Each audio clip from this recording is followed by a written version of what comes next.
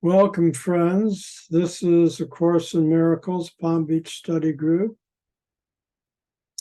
Today we're on Chapter 14, Section 7, Sharing Perception with the Holy Spirit. What do you want? Light or darkness? Knowledge or ignorance are yours, but not both. Opposites must be brought together, not kept apart. For their separation is only in your mind, and they are reconciled by union, as you are. In union, everything that is not real must disappear, for truth is union. As darkness disappears in light, so ignorance fades away when knowledge dawns. Perception is the medium by which ignorance is brought to knowledge. Yet the perception must be without deceit, for otherwise it becomes the messenger of ignorance rather than a helper in the search for truth. The search for truth is but the honest searching out of everything that interferes with truth. Truth is. It can neither be lost, nor sought, nor found. It is there, wherever you are, being within you. Yet it can be recognized or unrecognized, real or false to you. If you hide it, it becomes unreal to you because you hid it and surrounded it with fear. Under each cornerstone of fear, on which you have erected your insane system of belief, the truth lies hidden. Yet you cannot know this, for by hiding truth and fear, you see no reason to believe that the more you look at fear, the less you see it, and the clearer what it conceals becomes. So it's light and darkness, it's knowledge and ignorance. You can't have them both, but you have to merge them. You have to merge the darkness into the light. You have to merge the ignorance into the knowledge, and that happens in your mind. And we're being told that the truth has always been with us, that the truth is, and that means spirit is, that the spirit has always been with us, and it can't be lost or found because it is. It's always there. We just have to recognize it and accept it as reality, and let it enfold the ego darkness and thus dissipate that ego darkness, and then we'll be rid of it. It's like you don't have to do anything to get rid of the darkness. You just have to embrace the light.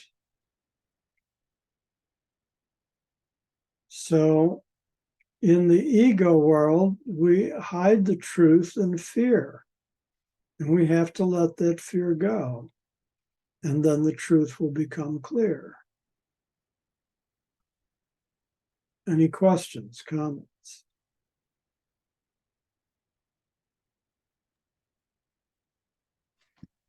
Yes.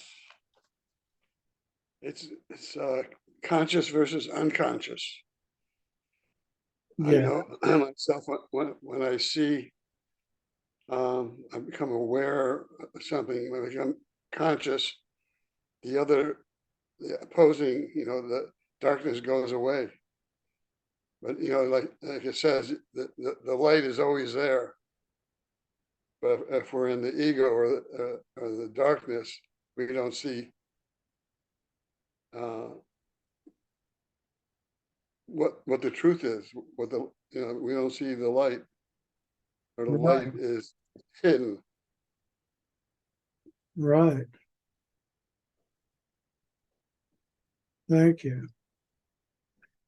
Paragraph 3. It is not possible to convince the unknowing that they know.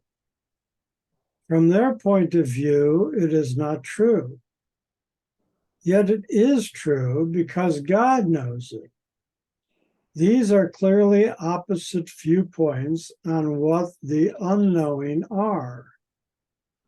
To God, unknowing is impossible. It is therefore not a point of view at all, but merely a belief in something that does not exist. It is only this belief that the unknowing have, and by it they are wrong about themselves.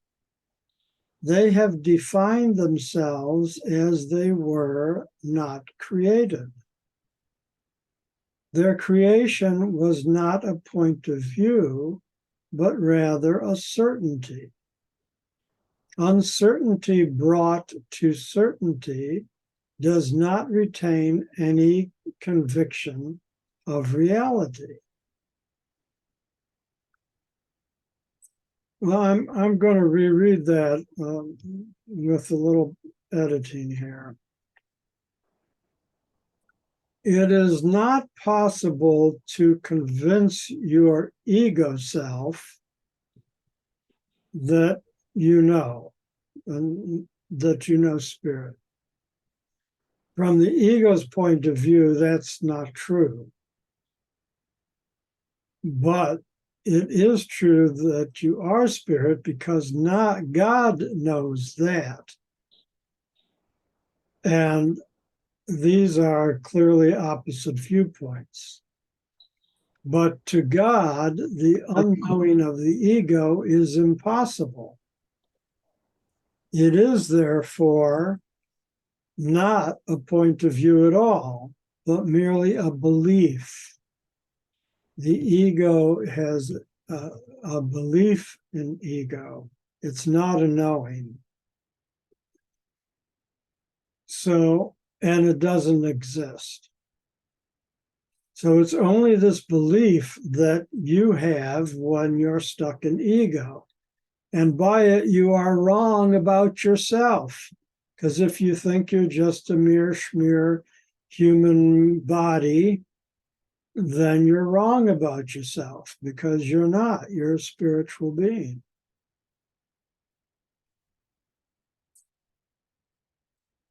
Good morning, Ed. Thank you for joining us. We're on page 187 in the text. If you have your book, we just read paragraph 3. Are there any questions, comments?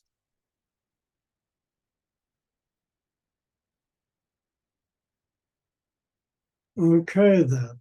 Page 287. I'm Ed, sorry? 287. I don't hear you, David. Page 287. You said 187. What? Oh. Ed, page 287. Thank you, Dave. We are one. Okay, paragraph 4. Our emphasis has been on bringing what is undesirable to the desirable, what you do not want to what you do. You will realize that salvation must come to you this way if you consider what disassociation is. Disassociation is a distorted process of thinking whereby two systems of belief which cannot coexist are both maintained. If they are brought together, their joint acceptance becomes impossible. But if one is kept in darkness from the other, their separation seems to keep them both alive and equal in their reality. Their joining thus becomes the source of fear, for if they meet, acceptance must be withdrawn from one of them. You cannot have them both, for each denies the other. Apart, this fact is lost from sight, for each in a separate place can be endowed with firm belief. Bring them together, and the fact of their complete incompatibility is instantly apparent. One will go because the other is seen in the same place. This theme has been stated over and over and over again throughout the course, that you can't hold on to both. And you have to let the ego thinking go in order to embrace the spiritual thinking. And it's just that simple. And on the other hand, embracing the spiritual thinking will automatically let the ego thinking go. You can't love and hate the same thing at the same time, although some people try to do that. Oh, I love the person, but I hate the sin, the type of thing.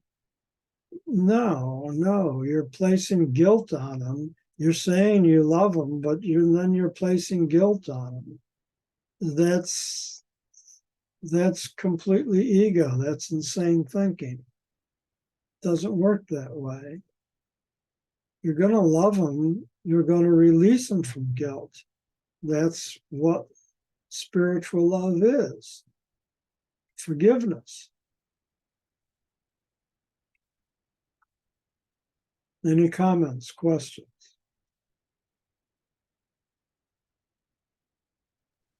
I'm having trouble with my power cord, so I might cut out at some point. Okay, well, good luck.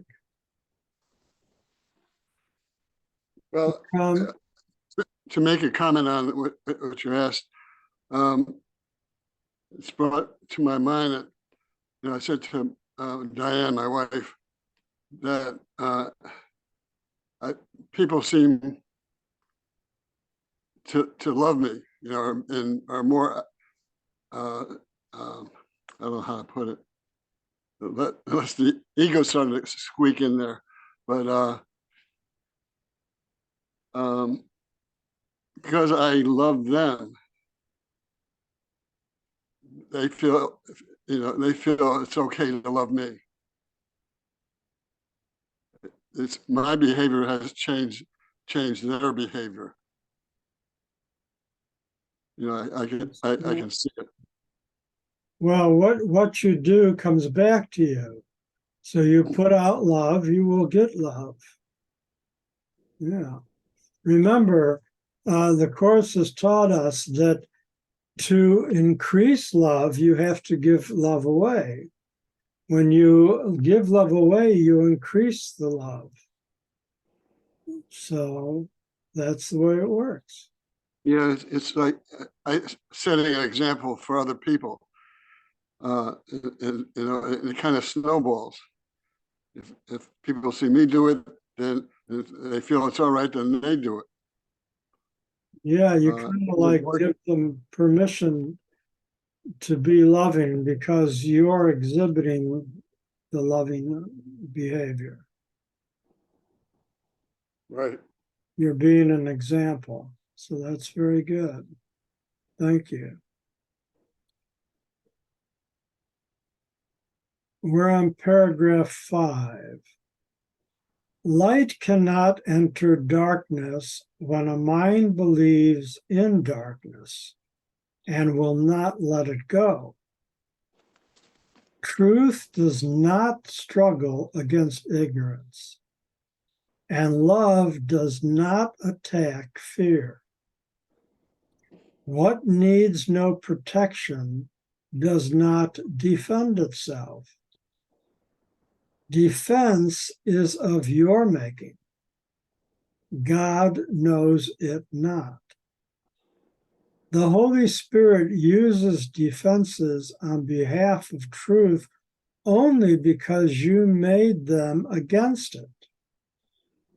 His perception of them, according to his purpose, merely changes them into a call for what you have attacked with them.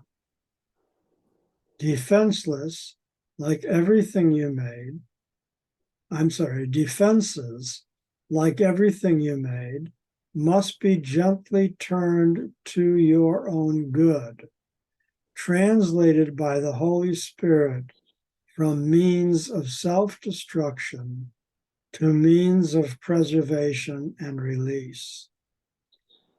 His task is mighty, but the power of God is with him.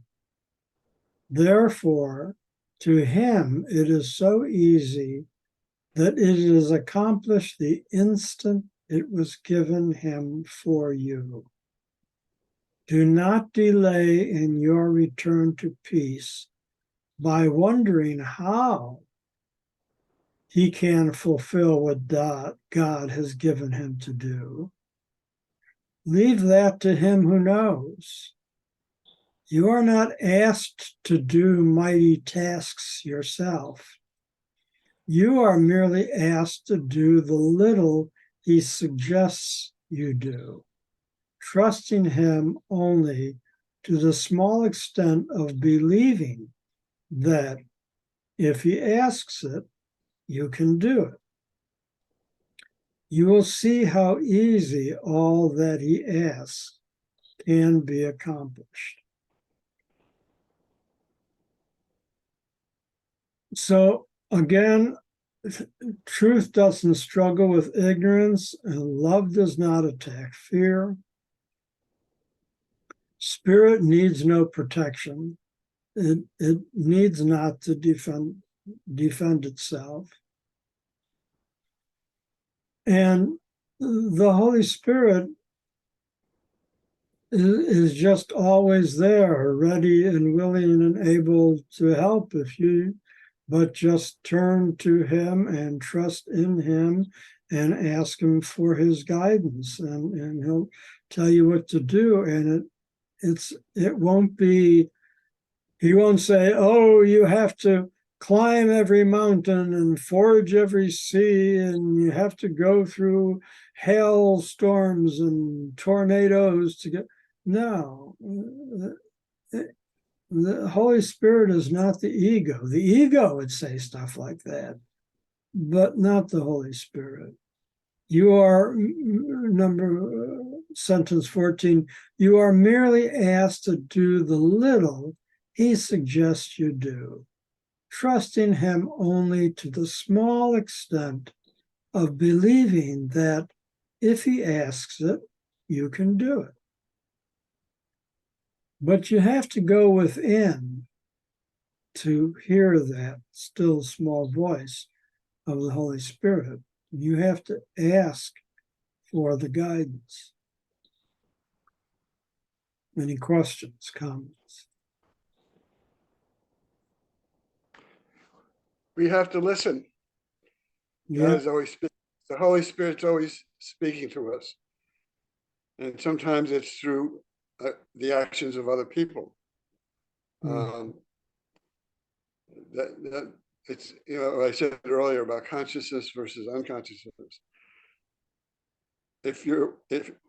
When you're aware, you see the good in other people, you hear, you feel the good behind other people's actions. it's about being positive and loving, and realizing that we are all one. Yes. We are. Yes, thank you for bringing that up, David, because in my life, I have experienced that many times when I had asked for help. And that help, it didn't come in the form of a voice revealing itself to me in my mind. The help came from somebody coming up to me, another person, and saying, and offering the help that I was asking for. Many times that has happened in my life, just out of the blue. It's just like, I was once in a place of unemployment, and I was asking for help. I really didn't know where to go or what to do. I was waylaid, and a lady, Cecilia, at the church I was going to at the time, she came up to me after church and one day, and she says, "Are you still looking for a job?" And I said, "Yeah, I am." And she says, "Well, be here." She gave me an address. "Be here 8 o'clock Monday morning." And I was, and they hired me instantly. And the job was with the state of Florida. I had no clue that she worked for the state of Florida in economic services, but I was hired immediately as a caseworker for economic services with the state of Florida. That's how I started working, that gives me the pension that I have today in retirement. So Holy Spirit answered me through another person, just coming up out of the blue and telling me what to do. But I listened. I didn't even ask her what it was. I was completely surprised when I got there and found out, because I just accepted it. Okay, I've been asking Holy Spirit for guidance. Cecilia's coming up telling me be there 8 o'clock in the morning. I just show up. I didn't question it. I didn't think about it, or you say, "Oh, what is that? I don't know if I want to do that," or anything like that. Just accepted that my prayer had been answered, and it was. Any comments, questions?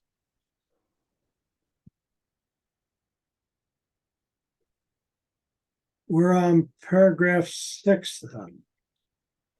The Holy Spirit asks of you but this: bring to him every secret you have locked away from him. Open every door to him and bid him enter the darkness and lighten it away. At your request, he enters gladly. He brings the light to darkness if you make the darkness open to him. But what you hide, he cannot look upon. He sees for you, and unless you look with him, he cannot see. The vision of Christ is not for him alone, but for him with you. Bring, therefore, all your dark and secret thoughts to him, and look upon them with him. He holds the light, and you the darkness. They cannot coexist. When both of you look together, look on them. His judgment must prevail, and he will give it to you as you join your perception to his. this is a very important paragraph. It's like copy it out and put it on the mirror or on the refrigerator door and read it every day. I especially like sentence 2. Open every door to him and bid him enter the darkness and lighten it away. Any questions, comments?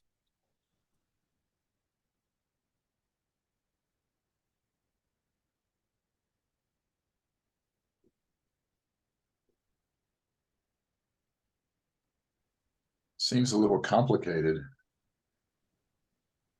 Seriously, Ed? It seems No, I very mean- simple to me. I don't know I don't know if I've got any secrets from the Holy Spirit. How do you know if you got secrets from the Holy Spirit or not? I don't know. How do you share Well, those? it's metaphor. In other words, you know, your problems, your anxieties, your wants, your desires, the things that you might be struggling with. I mean, you know, they're using the word secrets here, and for some people they are secrets, but it's just the idea that, like I was saying in my example, I needed employment, and that was my secret that I brought to the Holy Spirit, you know. So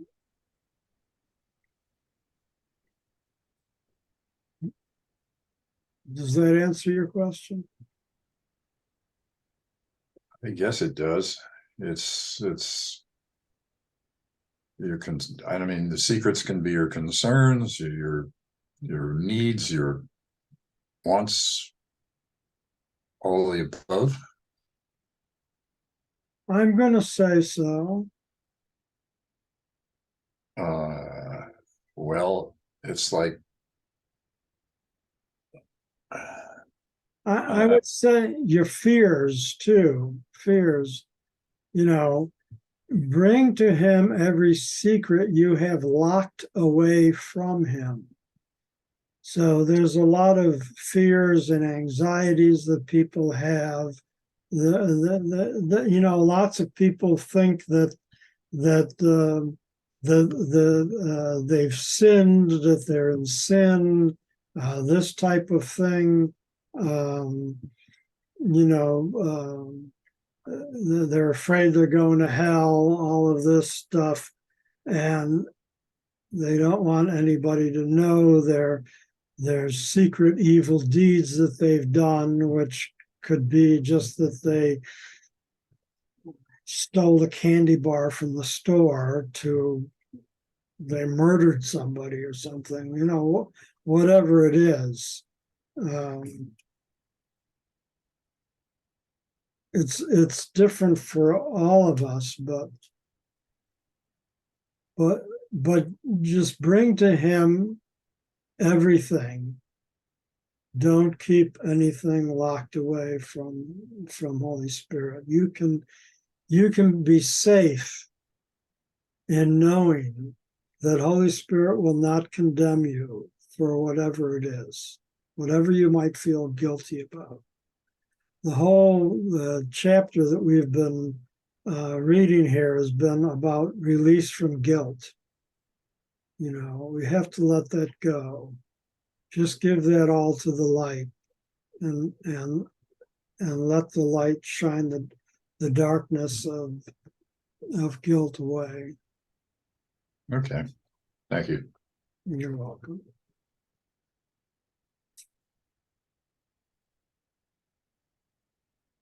Paragraph 7.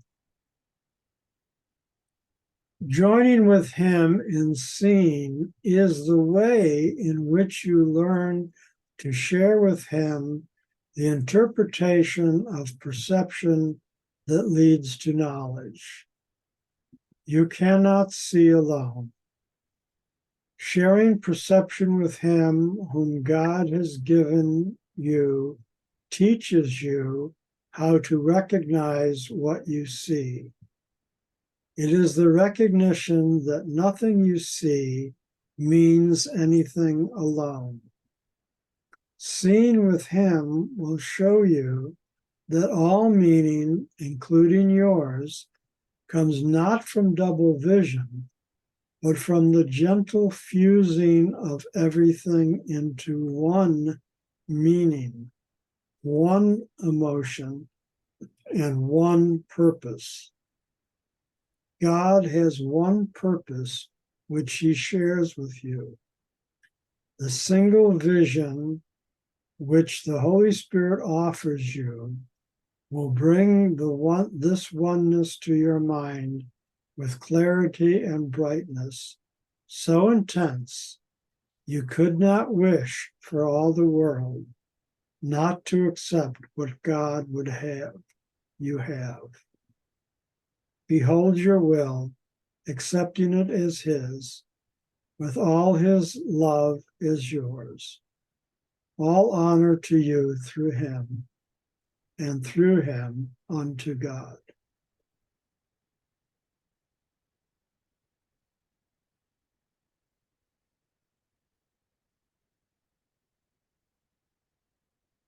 So we need to open our eyes and see with our spiritual eyes everything in our world. And by doing that, we allow the light to come in. We allow Holy Spirit to teach us and guide us and illuminate our minds. And by doing that, the ego self is just dissipates and disappears.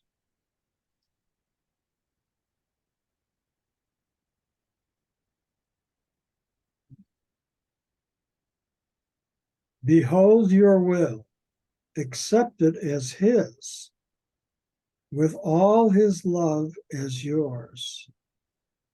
All honor to you through him, and through him unto God. My will is God's will. God's will is my will. That's a little affirmation that I say every day, every morning. My will is God's will. God's will is my will. And that comes from the Course.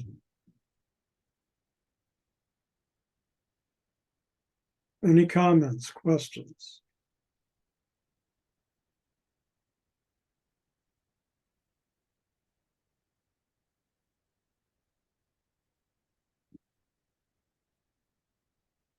Well, we have reached the end of our reading for today, so now is the time to comment or question before we stop the recording, if anybody wants to say anything.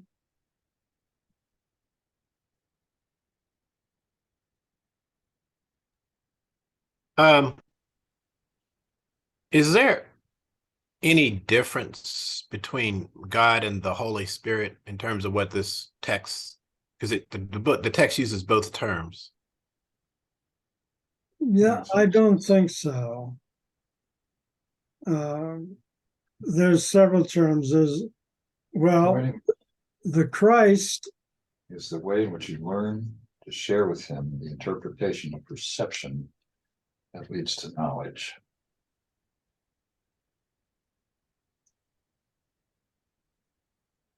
Okay, so if you look at the Trinity, there's God the Father, the Creator. There's the created, which is the Son, which is the Christ, which is us. And there's the Holy Spirit, which is the link between the Son and the Father. And that's the meaning of the Trinity. But from another point of view, there's only one of us, and it's all spirit. So God is spirit, Holy Spirit is spirit, and we, our true selves, are spirit. So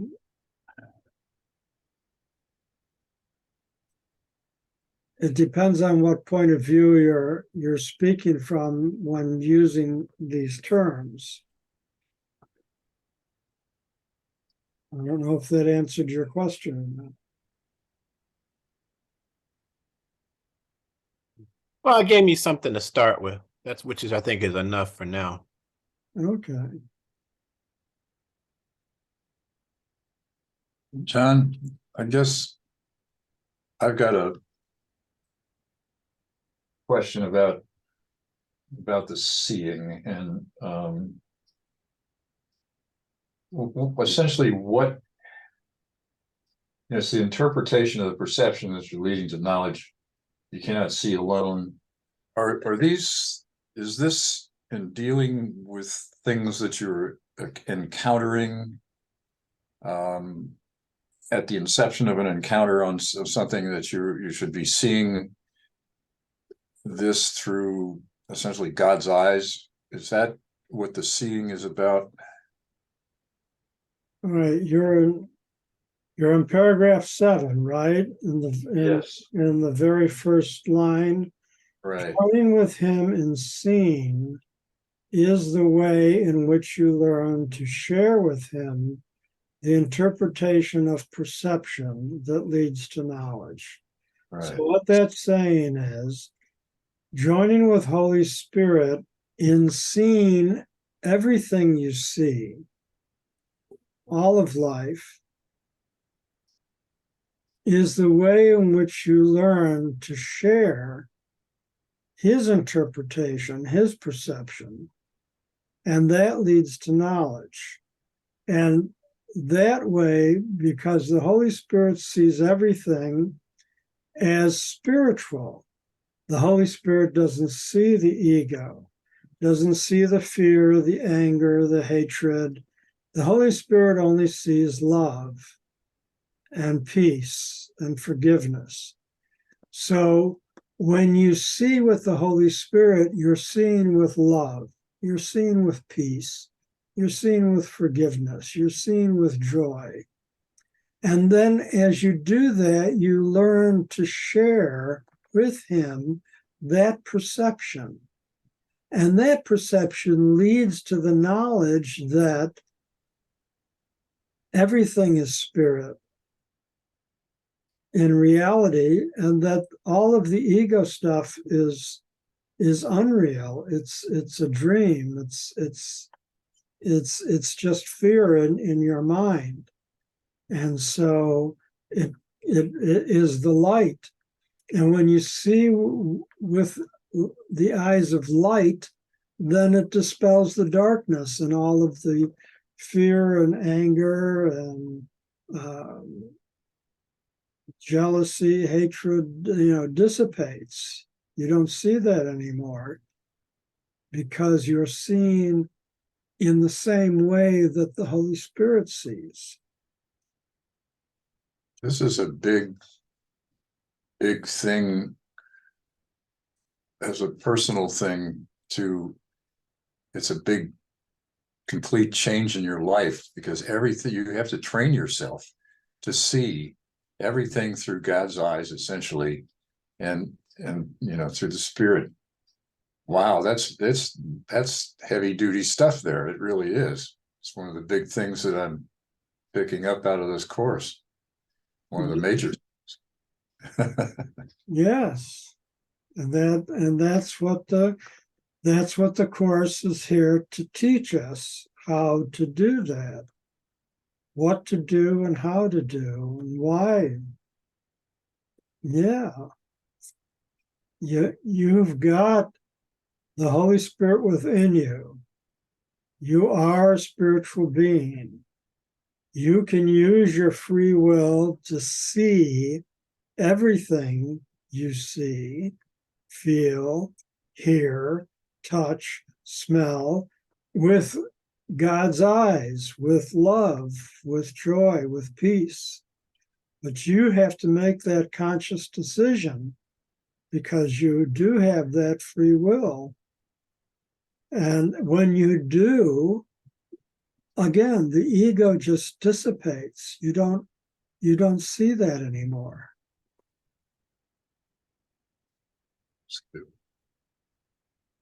Now, it sounds simple. Is it easy? Not necessarily. Some people really struggle with this because they're so ego orientated, but practice makes perfect. And if you grasp the concept and you practice the concept, whenever you, in other words, how do you do that? Well, if a situation occurs and you find yourself getting angry, and you recognize that you're getting angry, then you can use your free will to say, no, stop. I'm going to refuse to get angry. I'm going to take a deep breath. I'm going to look at the situation with love. I'm going to try to find a loving solution. I'm going to try to be at peace. I'm going to put my anger away. And so if you do that over and over and over and over again, it becomes much easier the more you do that. It's terrific. It's terrific. Okay. Anything else before we close, though? All righty, friends, let's take a moment of silence and then we'll stop our recording.